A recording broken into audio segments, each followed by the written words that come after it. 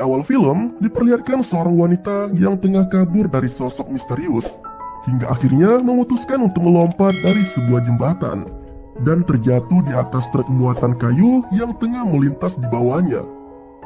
Marshall yang merupakan anggota kepolisian, kini tengah berada di rumah mantan istrinya, untuk mengantar anak perempuannya yang bernama Faye ke sekolah.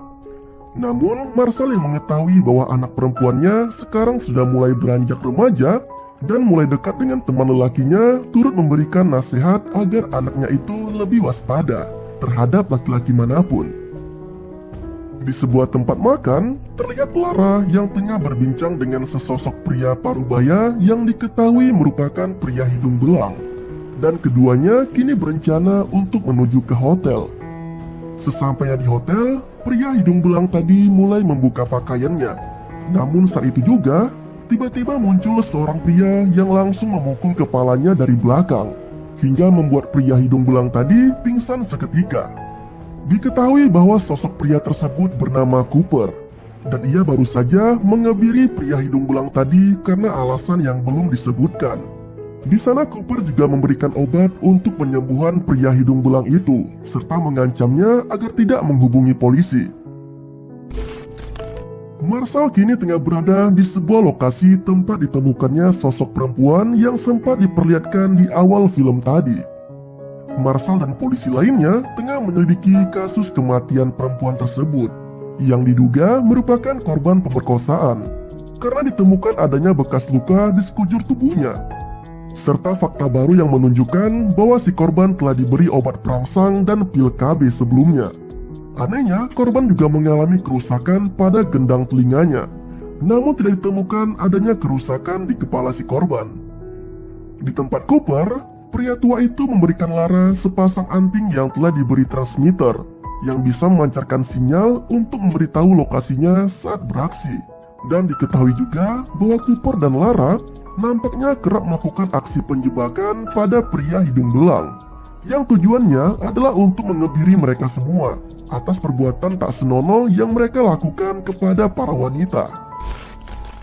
Kini Lara kembali akan beraksi, dan rencana pertemuan dengan calon korbannya pun dilakukan di sebuah kafe.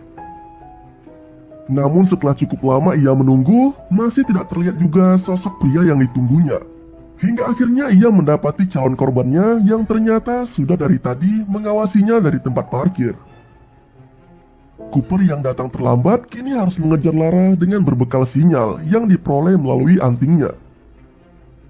Sialnya, saat ia mulai dekat dengan mobil yang membawa Lara, saat itu juga ia harus mengalami kecelakaan yang membuatnya kehilangan sinyal, dan Lara pun tidak terlacak lagi. Pengendara mobil yang sempat ditabrak itu pun keluar bersamaan dengan mobil polisi yang sedang berpatroli di sana. Alhasil Cooper pun kini harus berada di kantor polisi dan diminta untuk menjelaskan semua yang tengah dilakukannya. Dari sini juga terungkap bahwa Cooper merupakan seorang mantan hakim yang selalu sukses memecahkan banyak kasus besar, termasuk juga sejumlah kasus yang sempat terjadi di kantor kepolisian tempat Marshall bekerja. Sayangnya, pria tua itu telah memutuskan untuk berhenti dari pekerjaannya, tepat setelah istri dan anak perempuannya tewas dalam kasus pembunuhan dan pemerkosaan. Itulah mengapa Cooper sangat termotivasi untuk mengebiri semua pria hidung belang yang ada di kota tersebut. Di ruang interogasi, Cooper terus-menerus mengoceh soal kasus penculikan Lara yang kini tengah dalam bahaya. Hingga akhirnya Marshall dan timnya yang juga sedang menyelidiki kasus penculikan wanita pun memutuskan untuk bekerja sama dengan mantan hakim itu. Pencarian dilakukan dengan melibatkan beberapa anggota polisi lainnya, dengan dibantu oleh sebuah drone untuk menemukan sinyal Lara.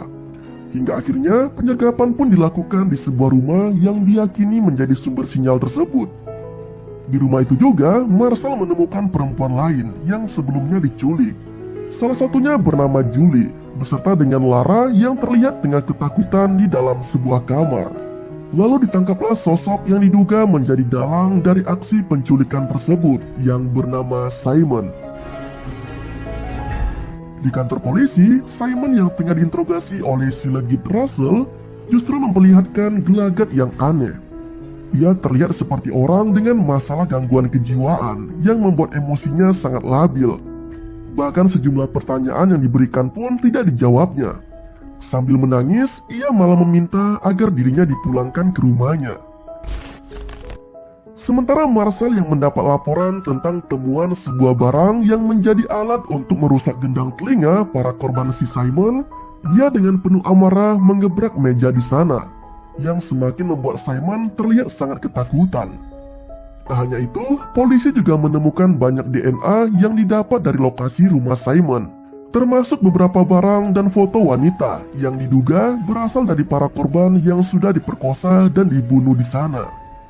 Sementara itu, 6 polisi yang tengah berada di basement rumah Simon tiba-tiba tewas di tempat karena menghirup semacam gas beracun yang keluar dari pipa. Polisi yang mendapat laporan itu pun langsung marah hingga akan memukul Simon karena merasa rekan timnya telah dijebak olehnya. Lalu di tengah kekacauan itu, Simon mulai meracau. Dan ketika dipancing oleh Russell, pria tersebut mulai menceritakan tentang sebuah permainan penyiksaan yang diberi nama Winterberg. Kini polisi mulai kebingungan dengan sosok pelaku penculikan wanita yang sebenarnya. Karena sampai sekarang Simon masih terus meracau ketika diinterogasi. Dan kejadian pembunuhan 6 polisi sebelumnya juga mengindikasikan seolah ada sosok lain di balik Simon. Sedangkan pengakuan Julie pada Russell justru mengarah kepada Simon, yang menyebut bahwa sosok yang menyekapnya selama ini memiliki emosi labil dan sering berubah-ubah. Kadang Simon berlagak seperti seorang difabel, namun kadang ia juga terlihat layaknya orang normal. Tak berhenti sampai di situ, sekarang polisi kembali dikejutkan dengan ledakan sebuah mobil anggota polisi lainnya yang terparkir di dekat kantor. Di tengah kekacauan itu, polisi kini mendapat fakta baru mengenai kasus lama tentang pembunuhan wanita bernama Amy, yang diketahui merupakan ibu kandung dari Simon. Dari data kepolisian disebutkan bahwa Amy tewas karena bunuh diri di tahun 1995, dan ia sempat menjadi korban penculikan dan pemerkosaan di tahun 1986. Hingga akhirnya ia dibuang ke danau, namun berhasil menyelamatkan diri dalam kondisinya yang sedang mengandung Simon. Sementara itu di rumah Cooper, Russell dan Glasgow terlihat sedang mencari data-data yang mereka butuhkan dari komputer pribadi Cooper. Dari sini juga diketahui bahwa Lara merupakan anak angkat dari Cooper, yang selama ini selalu dipenuhi semua kebutuhan hidupnya, termasuk rumah mewah yang sekarang sedang ditempatinya bersama Cooper. Lara juga menilai bahwa Cooper merupakan sosok yang baik dan tidak seperti kebanyakan pria lainnya yang hanya berpikir tentang mantap-mantap semata. Di waktu yang sama, Marcel tengah berbincang dengan Cooper di sebuah perpustakaan. Di sana, polisi itu tampaknya sudah mengetahui tentang aksi kebiri yang kerap kali dilakukan oleh Cooper pada semua pria hidung belang di kota tersebut. Cooper beralibi bahwa semua aksinya itu merupakan hukuman yang pantas untuk para pelaku kejahatan seksual. Ia menganggap bahwa selama ini hukuman yang diberikan oleh negara tidak akan membuat para pelaku menjadi jera, dan selalu saja terjadi kejahatan yang sama setiap kali pelaku itu bebas dari tahanan. Ditambah lagi dengan kasus yang sempat menimpa istri dan anak perempuannya. Maka tak mengherankan bila pada akhirnya Cooper pun bekerja sama dengan Lara untuk melakukan aksi tersebut, yang dianggapnya sebagai hukuman yang pantas untuk para penjahat kelamin. Sementara itu si mantap Russell yang memiliki basic ilmu psikolog berusaha untuk mendalami kejiwaan dari Simon dengan berdandan lebih casual dan terbuka. Dia mengintervensi tahanan itu dengan banyak pertanyaan dan diiringi dengan pancingan agar Simon bergairah dan mau mengungkapkan fakta yang sebenarnya. Nah, saat itu Russell mulai menyadari adanya sosok Simon yang lain. Dia pun mulai mendapat beberapa jawaban dari tahanannya itu. Simon bahkan sampai mengungkapkan bagaimana ibunya dulu memperlakukannya layaknya binatang yang berada dalam kurungan. Tapi tak berlangsung lama, emosi Simon berubah jadi amarah yang memuncak dan langsung menyerang Russell dan berniat untuk memperkosanya. Untungnya, saat itu juga anggota polisi lainnya segera datang dan menahan Simon. Russell yang terlihat tengah menenangkan dirinya setelah mendapat serangan dari Simon dikagetkan dengan sebuah paket berukuran besar yang tertulis nama Marshall sebagai pengirimnya. Ia juga menemukan secari kertas yang bertuliskan Winterbird yang mengingatkannya pada jenis permainan yang selalu dikatakan Simon selama ini.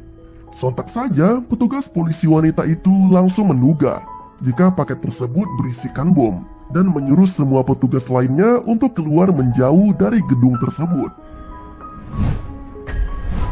Di rumah Glasgow, anggota polisi yang juga merupakan rekan kerja dari Marshall dan Russell baru saja tiba di sana.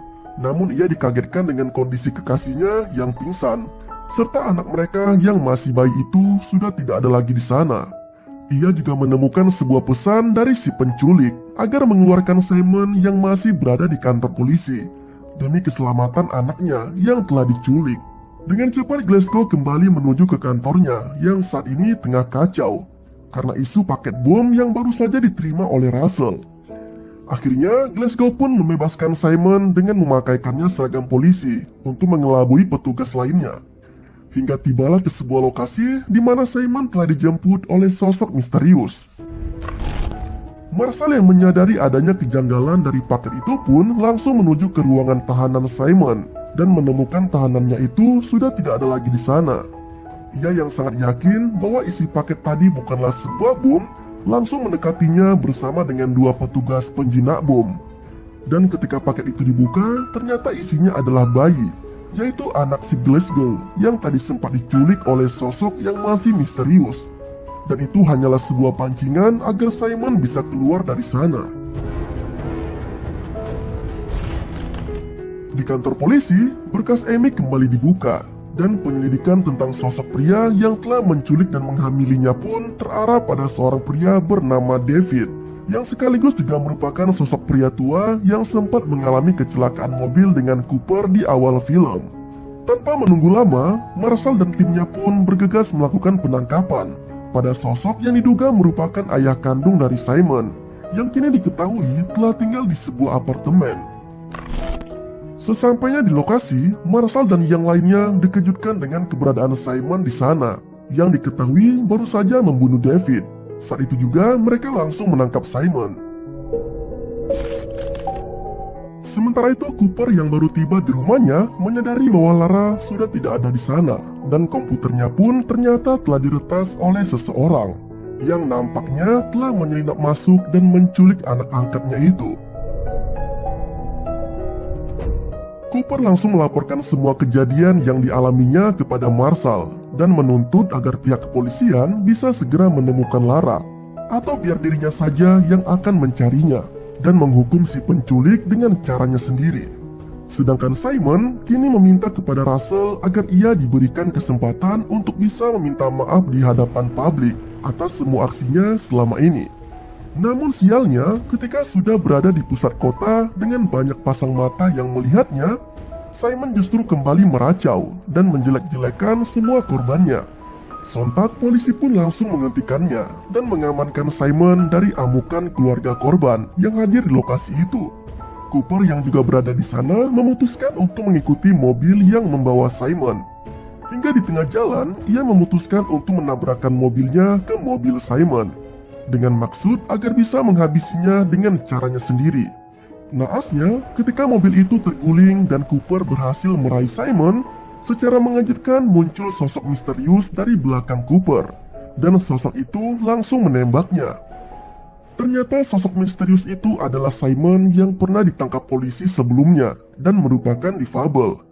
Sementara sosok Simon yang telah membunuh David adalah saudara kembarnya sendiri yang terlihat normal, namun memiliki jiwa psikopat dalam dirinya. Mereka merupakan kembar identik sehingga sulit untuk dibedakan. Untuk mempermudah memahami alur ceritanya dan tidak bingung, maka kita sebut saja sosok yang ditangkap pertama kali adalah Simon, sedangkan kembarannya yang telah membunuh David adalah Stuhl. Nah, kembali ke cerita, Marshall yang tengah mengamati rekaman CCTV di ruang tahanan Simon kini menemukan adanya kejanggalan. Dan dia baru menyadari bahwa Simon tidak memiliki kepribadian ganda, melainkan ada dua sosok yang berbeda. Simon difabel yang pertama ditangkapnya terlihat sedang menulis dengan menggunakan tangan kanan. Sedangkan Simon si pembunuh yang ditangkap karena membunuh David terlihat menulis dengan cara kidal. Kini Marshall pun menyadari bahwa Simon merupakan kembar identik. Dan saat itu juga ia memutuskan untuk mengejar rombongan polisi yang membawa Simon. Tapi sayangnya ia hanya menemukan jasad Cooper yang telah tewas ditembak. Sedangkan Russell telah dibawa oleh si kembar Simon. Marshall juga mendapat keterangan dari anggotanya yang juga turut berada di sana bahwa Simon ada dua. Dan salah satunya mengatakan akan mengambil Russell. Sedangkan Simon yang satunya lagi mengatakan akan tetap bersama wanita yang lebih muda, yaitu si Lara.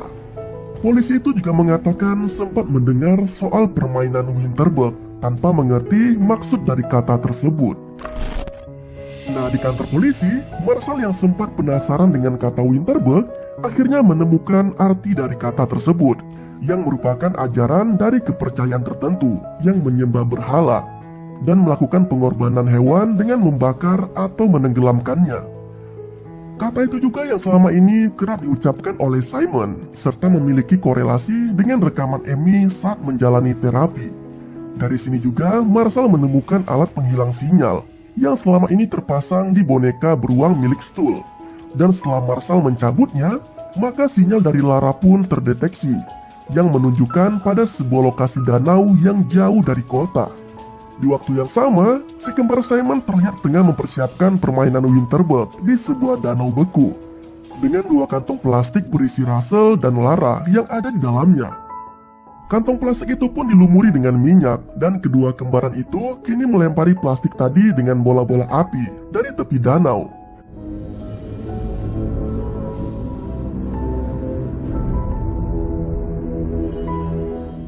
Namun keseruan permainan itu pun tak berlangsung lama karena polisi kini tiba di sana dan si kembar Simon pun kabur ke arah hutan.